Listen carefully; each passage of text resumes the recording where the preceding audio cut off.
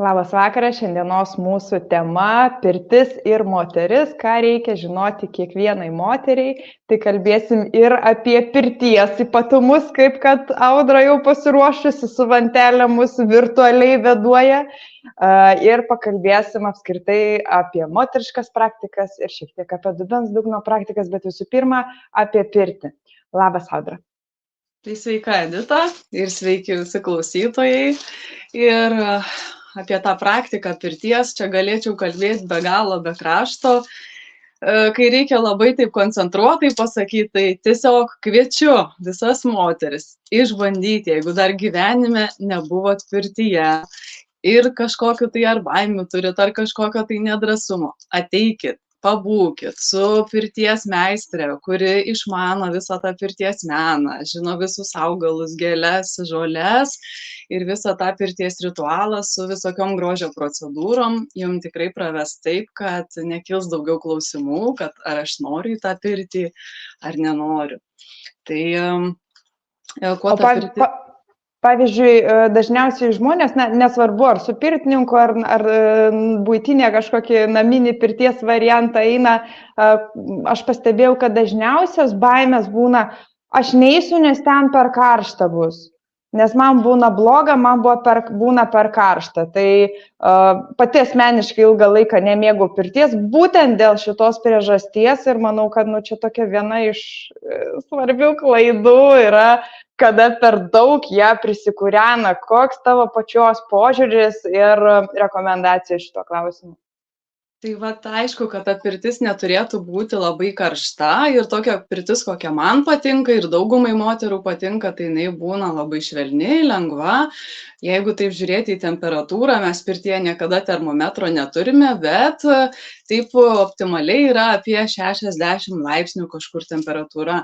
Ir visa šiluma, visas malonumas yra suteikiamas su garu, kada užpilam vandens ant akmenų, pakyla garas, tada pirtininkė paima vantas kvapne šviežias ir su tom vantom pradeda vėduoti, pradeda mojuoti ir tą šilumą po truputėlį leidžia.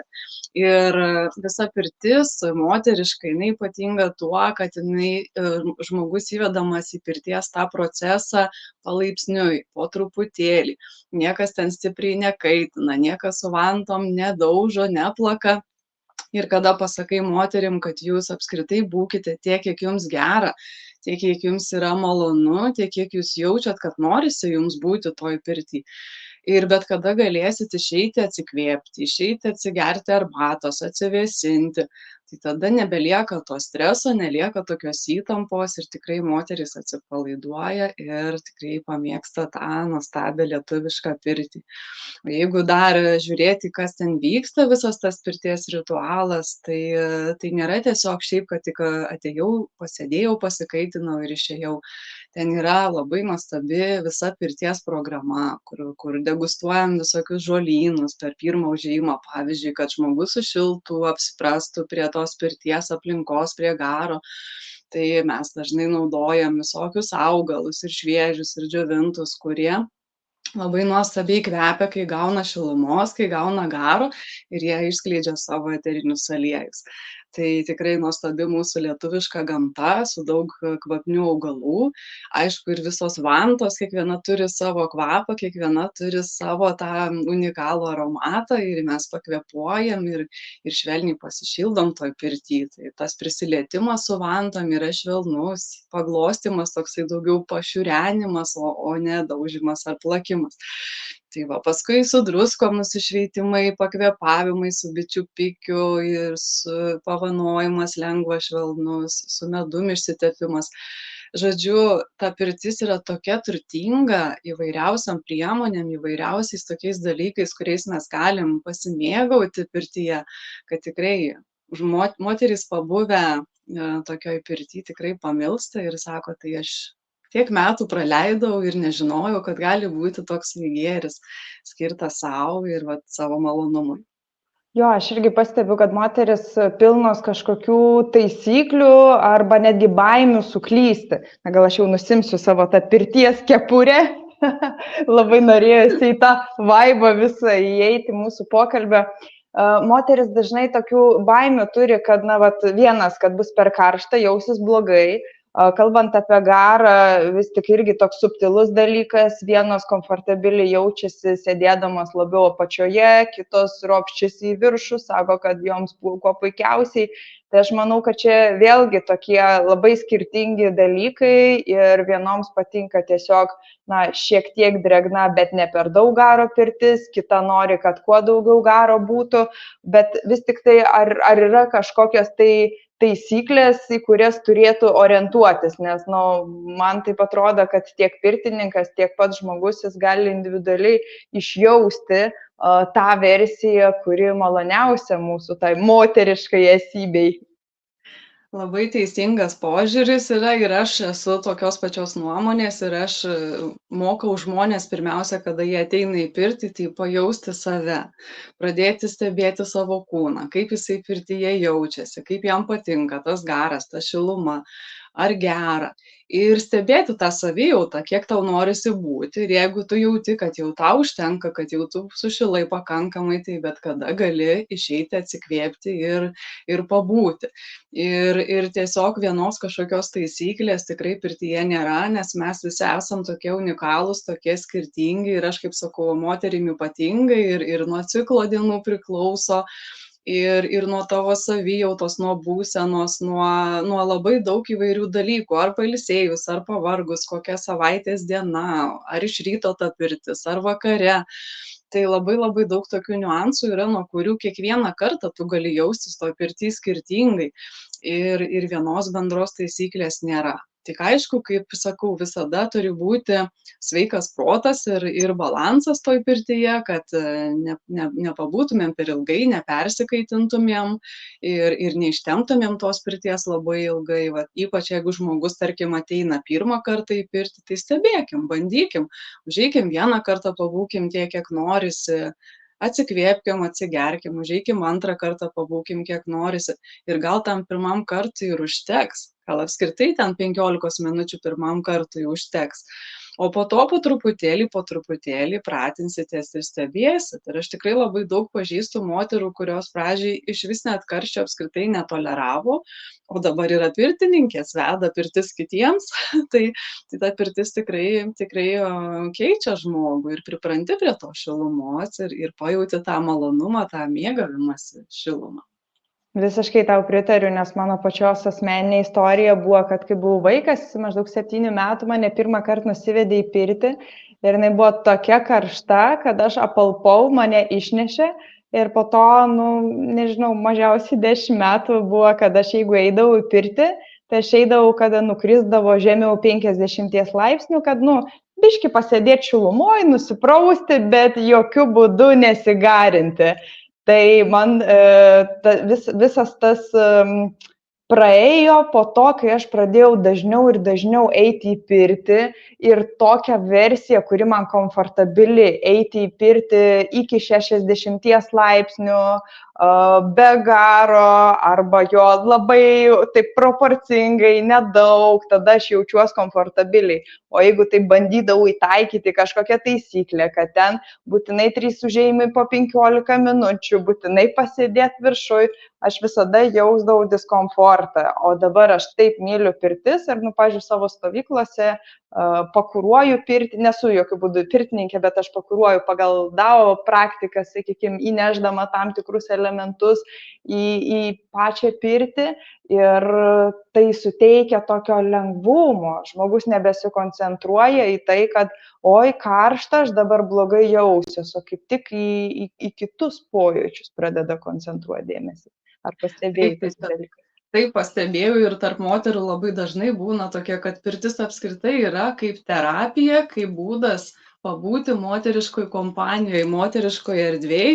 Ir labai taip dažnai būna, kad mes susirenkam į moterų pirtį, tada valandą tiesiog prašnekam, nes reikia pasidalinti visais įspūdžiais ir visais įvykiais. tada užeinam vieną kartą, tada dar kokią valandą prašnekam ir tada sprendžiam, ar dar užeisim kokį kartą ar ne. Tai vat labai svarbu ir tas moteriškas bendrumas pirty, ta bendrystė.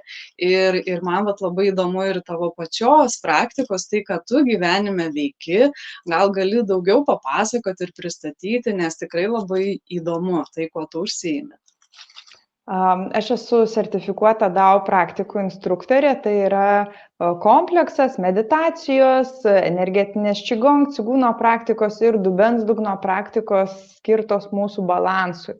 Ir daugiausiai dirbu su moterimis, tai mūsų šiandienos ta tema ir yra apie pirtį ir moterį, nes mes moterys ne tik tai jautrios esam priklausomai nuo mūsų menstruacijų ciklo, bet taip pat daug kas praignoruoja dubens dugno problematiką ir silpnumą, skausmingos mėnesinės ar malonumo nepatyrimas ar šlapimo nelaikymo problemos. Tai dažniausi klausimai, su kuriais kreipiasi į mane moteris ir nori pasimokyti praktikų, kurios galėtų padėti turėti daugiau balanso, nes nuo dubens sveikatos priklauso ir mūsų gyvybinės energijos kiekis ir netgi tam tikrą prasme mūsų emocinis būvis. Todėl pastebėjau, kad moteris visapusiškai geriau pasijunta, kada pradeda labiau stiprinti ir lavinti savo dubens dugno sritį ir dirbti su emocijomis. Tai mokau moteris, kaip pamilti save visais kampais, nes vis tik tai dubens sritis yra ta, kur dažnai tarsi ignoruojame. Ir, tai čia kažkaip tai, kaip čia šypsotis gimdai, ne, kažkoks tai lik nešvaros pojūtis, kas kalbant apie intimumą, o kaip tik turėtumėm labiau mylėti savo visą kūną, įskaitant mūsų ir dubens dugno sritį, ir nepamiršti ją stiprinti, lavinti. Tai apie tai yra mano dalinimosi sritis ir aš manau, kad tai labai gražiai dera net ir su pirtimi, nes pirtis yra ta erdvė, kur žmogus labiau atsipalaiduoja, emociškai atsipalaiduoja ir lengviau gali priimti tą savo atsipalaidavimą. Turiu omenyje, kad kai žmoguje įsijungia parasimpatinė nervų sistema, tada ramybės būvis, mes atitinkami esam labiau atsipalaidavusios ir galim geriau dirbti su savo seksualinė energija, nes streso hormonai blokuoja lytinius hormonus. Ir moteris klausia, tai kur čia tas mano libido pasislėpęs, kas pasikeitė su laiku ilgalaikiuose santykiuose, o visi atsakymai slypi mūsų pačių viduje. Jeigu mes nuolat esam kažkokiam strese, susierzinime ir bėgime ir lėkime, ir ne tik pirčiai nėra laiko sustoti, bet net ir 10 minučių meditacijai, pasibuvimui su savim, pasišypsoti savo organams ar padaryti šiek tiek pratimų stiprinančių dubens dugną, tai derėtų susimastyti, kokiame voveriuko rate mūsų žiūrovas sukasi.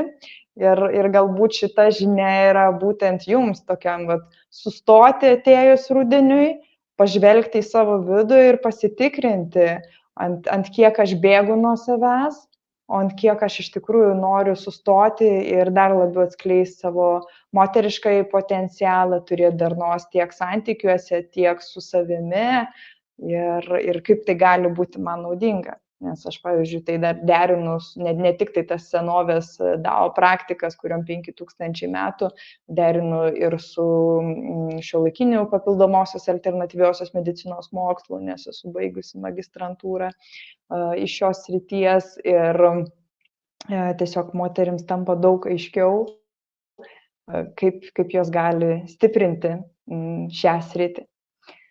Tai Audra, gal mes dar šiek tiek pakalbėkim ir apie pirties temą, prašmėžavo tavo vantos, mes daoistinėse praktikose naudojame bambukinę šluotelę šitai procedūrai, Tai labai gerai irgi atpalaiduoja į pečius ir kaklą ir visą kūną.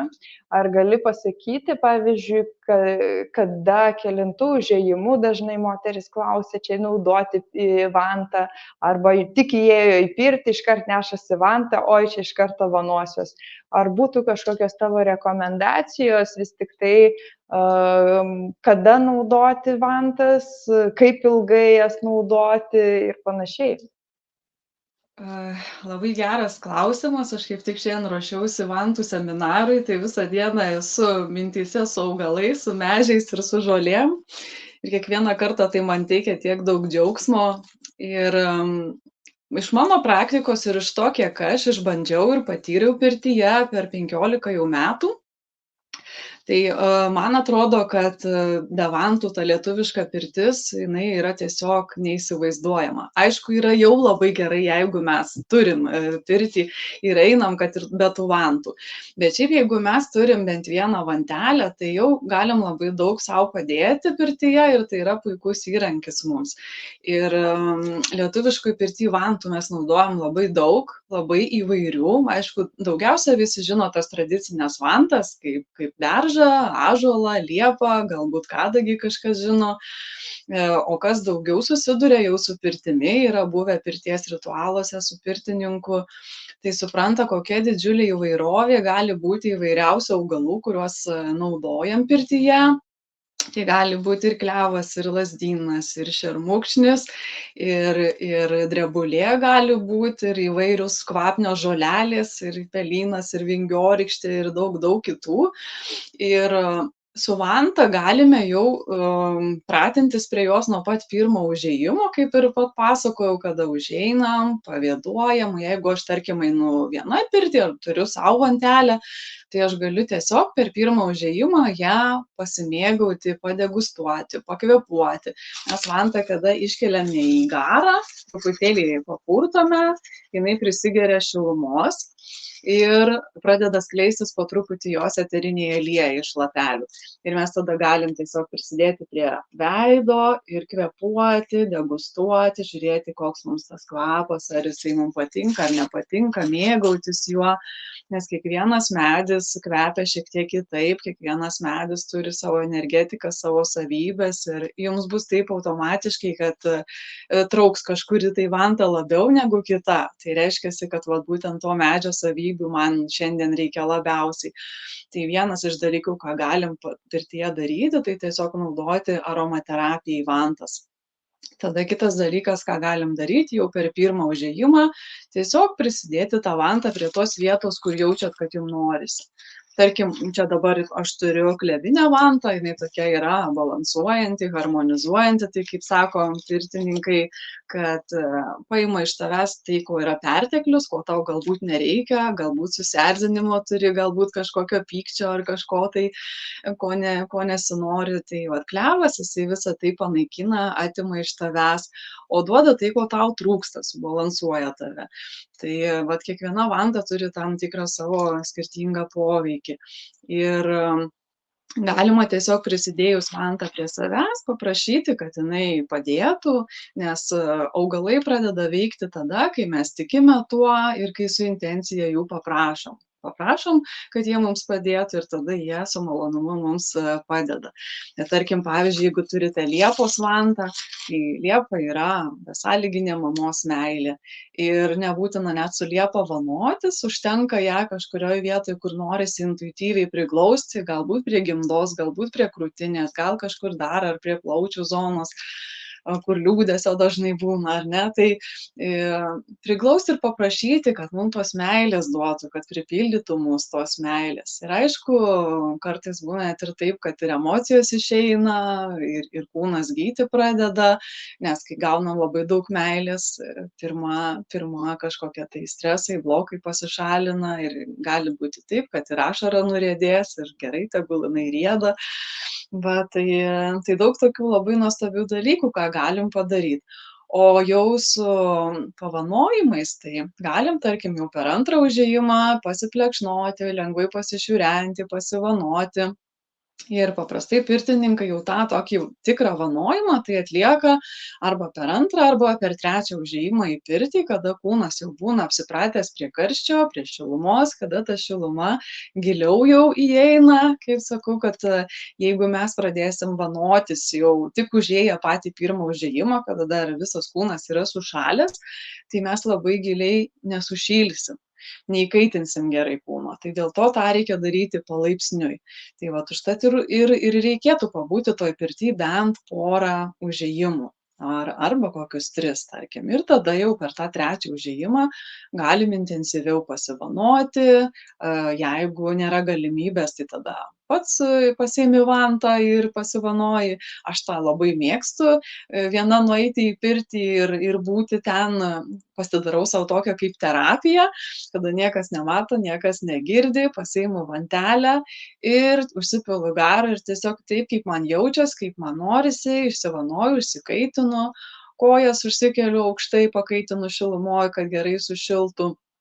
Ir tiesiog leidžiu sau taip, kaip man tą dieną einasi. O jeigu yra kažkokio susikaupę neigiamų emocijų, tai per tą vanojimą aš jas visas iškvėpuoju, išleidžiu, kartais ir paverkiu, kartais parėkiu, pasišneku su savim, tokia vat savo atlieku terapiją.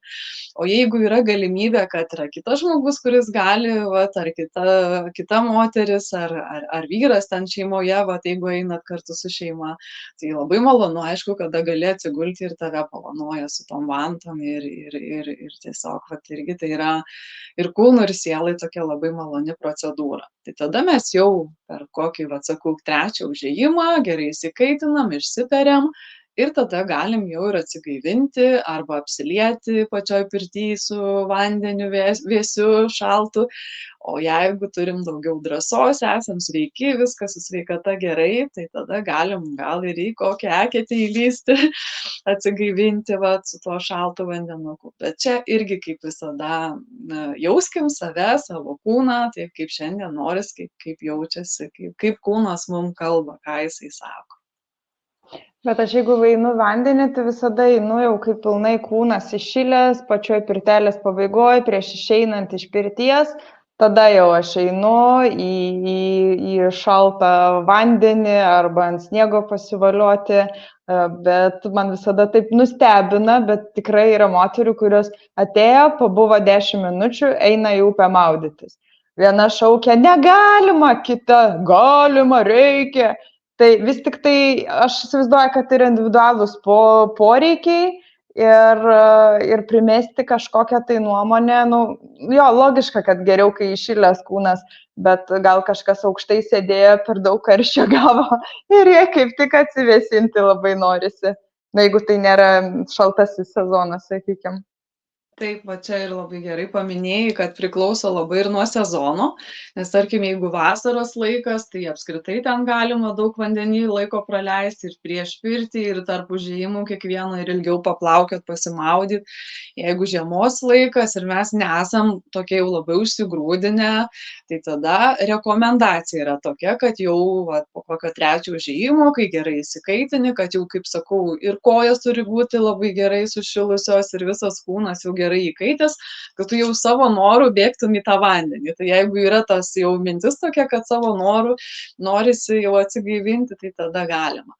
Bet dabar mes žinom, kad yra jau ir šalčio praktika labai daug propaguojančių žmonių. Aš ir pati pusę metų išbandžiau tą Wim Hofo metodą ir nuo vasaros iki naujų metų ten kiekvieną rytą lindau kiekvieną rytą į tą šaltą vandenį. Tai jeigu žmonės yra adaptavęsi prie šalčio, gali jie užeiti ir prieš pat pirtį, būna ir taip, kad prieš pat pirtį, prieš pirmą užėjimą, įlenda į vandenį trumpam ir tada eina į pirtį. Tai čia jau tokie didesni kontrastai yra tiem žmonėm, kurie nebijo, kurie jaučia savo kūną, jiems taip gerai, jie taip nori. Tai va, tik tiek, kad po pirties gal tokį akcentą pasakyčiau, kad truputėlį yra skirtumas, jeigu lyginti su Wim Hofo metodu, kad po pirties, po gero išsikaitinimo su vantom, labai kraujagyslės išsiplečia ir mūsų kūnas visas yra įšilęs labai, tai tas atsigaivinimas jisai neturėtų būti ilgas. Mes tiesiog tada greitai Įlindom, išlindom ir jeigu dar norisi, galima ateiti į pirtį dar pašilti, jeigu jaučiasi, kad toksai, sušalau ir noriu dar užeiti trumpam, galima dar užeiti pašilti. O jeigu ne, tada sausai nusišluostom ir ar atsigulam kažkur, labai smagu, kai kažkas įvynioja į kokį pledą ir gali sau ramiai kokią poilsio vietą parelaksuoti dar. Tai tas labai, labai gerai. Nes jeigu mes lysim po pirties ir ilgai labai būsim, tai galim truputėlį savo ir pakenkti tada.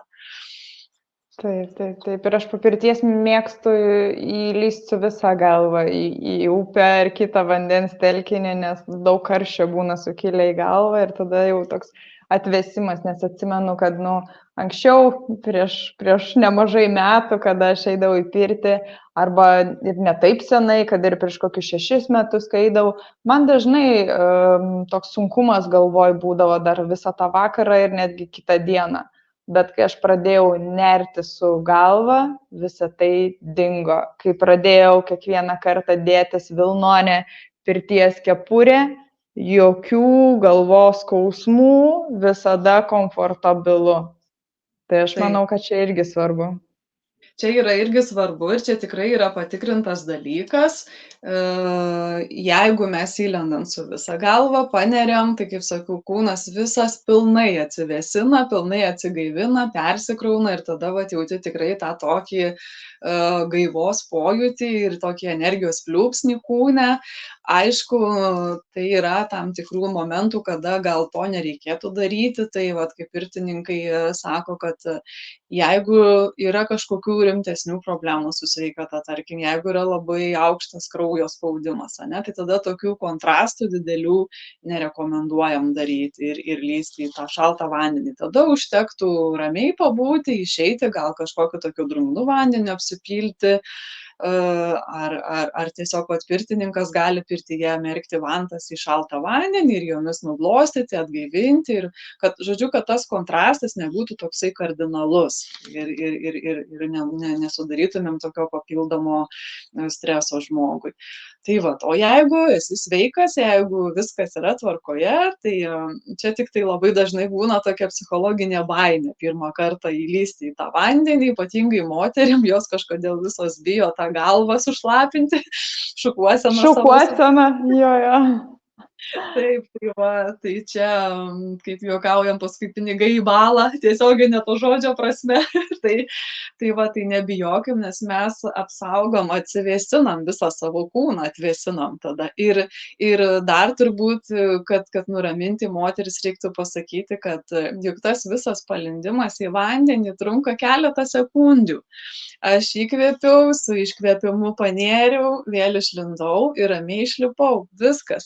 Didžiausios akys būna baimės ir daugiausia tos baimės, kol tu lauki ir prisigalvoji, kaip ten bus baisu. Bet pats tas panerimas, tai tikrai jisai nėra baisus. Ir ypatingai, pavyzdžiui, žiemą dar atkreipkite dėmesį, kad jeigu kad ir laukia šalta, ir sniegas yra, ir ledas, ir ta eketė iškirsta, atrodo ten labai baisiai šalta, bet juk vanduo yra pliusinės temperatūros. Tai tas laukia, gal šalčio pojūtis yra baisus, kol tu nubėgi, kol tu įlendi į tą vandenį, bet paskui panėriai labai greitai vėl atgal išlindai ir savo ramiai grįžti atgal ir sušyli vėl pirtyje. Tai čia toksai, gal sakyčiau, yra ir labai toks psichologinis per save perlipimas ir savęs įveikimas, nugalėjimas. Ir ypatingai šitą atsivėsinimą galvos aš rekomenduoju moterim, kurių yra žemas kraujo spaudimas. Nes būtent tas apsiliejimas šaltų vandeniu, galit pačioj pirtyje, jeigu bijote eketės, tiesiog paimti šalto vandens indą ir su juo ar paprašyti, kad kažkas arba pačios apsilieti po pasikaitinimo. Tai labai paprastas toksai geras būdas atsigaivinti. O jeigu esate drąsesnės, tai galite ir į vandenį iššokti. Tai visi tie kontrastai, apskritai tas atsigaivinimas, šalčio procedūros, jos labai tonizuoja kraujyje, kelia kraujo tą spaudimą ir kieno tas spaudimas žemesnis, tai jūs turit susidraugauti su šaltu vandeniu, nes jisai spaudimą pakelia pirtyje. Ir tai jau tikrai ne viena moteris yra išbandžiusi ir patyrusi, ir tada nebūna ir to galvos skausmo ten kitą dieną, ir tos prastos savijautos tokios kažkokio, ir nenualpsit pirtyje, nes reiktų atkreipti tą dėmesį, kad jeigu žemesnis spaudimas, pabuvus ilgiau tokioj švelnioj malonioj temperatūroj, pabuvus tam karštyje, jisai gali dar truputėlį pakristi. Tai todėl aš visada rekomenduoju moterim turėti arba indelį su vandeniu, ar tiesiog atmerkti vantą į kokį kubiliuką šaltą ir prisidėti prie veido, atsigaivinti, nusiprausti veidą, krūtinę šiek tiek, rankas ir pajausit iš karto tokį pagerėjimą, palengvėjimą. Tai va, tai nebijokit to Jo, šalčio. visiškai raginu nebijoti, nes aš vos prieš kelias dienas, tai šeštadienį spalio 21 dieną po pirties nėriau į Neries upę. Taip, ji šiek tiek jau jaučiasi, kad tas šaltukas toks kojas kanda, bet tai, kaip ir minėjai, Audra, trumpas momentas. Įlipai į nerį, išlipai, juk nebūni ten baisiai ilgai, kad pradėtum dantim kalenti. Ir tas kontrastas, jisai toks geras, toks visas išjudinantis ir ta gaiva galvoje atsirandanti man irgi labai patinka. Beje, moters mūsų elementas, sakykime, jis yra daugiau vandens elementas. Jeigu mes kalbam apie moteriškumą, apie mūsų seksualinę energiją, mes esam kaip vanduo. Ir labai dažnai tas vanduo, jisai būna, užšalęs kaip ledo gabalas, tai ta prasme, kad jeigu kasdienybėje moteriai dažnai šalta, tai čia ne apie tai, mes kalbam apie energetinį tokį šaltį, perteklinę energiją, kuri susijusi su tuo prislopintu libido, susijusi su menstruacijų skausmais, sunkiu PMS, su tom moteriškom problemom. Ir jeigu mes norim, kad tas mūsų vidinis vanduo, jisai būtų bent jau drungnas arba šiltas, tai labai naudinga daryti DAO praktikas. Ir šita tema mus suvedė su Audra, ne tik šitam pokalbiui, bet ir bendram seminarui, kurį mes turėsime tuoj pat jau šitą savaitgalį ateinantį šeštadienį. Ir manau, kad šios temos labai gražiai susijusios. Aš turiu menyje, kad per DAO mankštas ir meditaciją mes įeiname į tokį gerą pozityvų būvį, irgi įjungiama ta parasimpatinė nervų sistema. Pirtis duoda dar papildomą atsipalaidavimą, dar papildomą ėjimą į save. Jeigu mes skiriame dėmesio mūsų dubens dugno praktikai, tai senovės daoistai naudoja nefrito kiaušinio praktiką šitam reikalui, kad stiprinti dubens dugną. Tai mes galime dar aiškiau pradėti jausti mūsų vidinius raumenis ir grąžinti mūsų vidinius organus į normalų būvį, kad jie nebesileistų, nespaustų šlapimo pūslės, arba kas liečia malonumo sritį, galėtumėm ją labiau išjudinti ir pažadinti. Tai su ta pirtele, manau, mūsų labai gražus bus tandemas. Ir Audra, žinau, kad dar yra kelios vietos likusios, mes galim dar ir moteris pakviesti prisijungti į šį renginį, ar ne? Taip, liko kelios vietos, tai moteris kviečiu nesnausti, nelaukti, registruotis, dar įdėsime nuorodą ir tikrai kviečiu prisijungti mūsų Perkūnijos pirties erdvėje. Dabar turim jau ir naują gražią salytę apvalę, kurioje ir vyksta visa teorinė dalis, o po to jau praktika bus pirtyje ir praktika ves mūsų nuostabi pirtininkė Laura. Tai kviečiu moteris prisijungti į šitą puikų renginį. Tai daugiau apie renginį informacijos rasite prie mūsų šios transliacijos aprašymo, arba taip pat galėsime dar papildomai pasidalinti komentaruose. Renginys vyks Kaune ar Kauno rajone? Patikslink, Audra. Kauno rajone, netoli Išlaužo. Bet lengvai pasiekiama, aš manau, kad jeigu kažkas tai atsirastų, kad sakys labai labai noriu, bet neturiu kaip atvykti, tai manau, kad ne problema, susisiekus su tavimi gali paderinti, kas ką pavežtų ir moteris sėkmingai galėtų ir iš Kauno centro ar bet kurios vietos atvykti. O gal ir iš Vilniaus norės atvažiuoti, nes ta Lietuva į tokia netokia jau baisiai didelė, nes man, pavyzdžiui, iš Šiaurės Lietuvos porą valandų sėsti automobilį, pavažiuoti iki Kauno, kad pasitvirtinti, pravesti seminarą yra visiškai normalus atstumas. Tai negali žinoti, gal šeštadienį atvažiuos kas nors ir iš kokios Klaipėdos. Taip, labai kviečiam, ypač kas dar nebuvote, nematėte ir norite patirti ir pirtį, ir nuostabias moteriškas praktikas, tai čia bus 2 viename iš karto. Labai kviečiu. Tai ką, ačiū Audra už pokalbį, žiūrovėm dėkoju už klausimąsi, už širdeles, atsiųskit mums daugiau to atgalinio ryšio, ar jums buvo įdomu, aktualu tai, kuo mes dalinomės, galbūt kažkokios tai naudingos jums buvo įžvalgos, ar dalykai, kurie privertė šiek tiek susimastyti. Tai mums norisi irgi to atgalinio ryšio, kad ne šiaip sau buvo šitas pokalbis, o vertė jums, o tos, kurios nori gyvai susipažinti daugiau su nefrito kiaušinio praktika, su Dao meditacijomis, Qigong praktikomis, Kegelio pratimais, kaip turėti neskausmingas, lengvas, negausias menstruacijas, PMS išgyvendinti, šlapimo nelaikymo bėdą išspręsti, pažadinti labiau mūsų orgazminę energiją. Tai kviečiu į mūsų seminarą kartu su perkūnijos pirtimi į gražią popietę ateinantį šeštadienį. Tai ačiū Audra ir iki pasimatymo.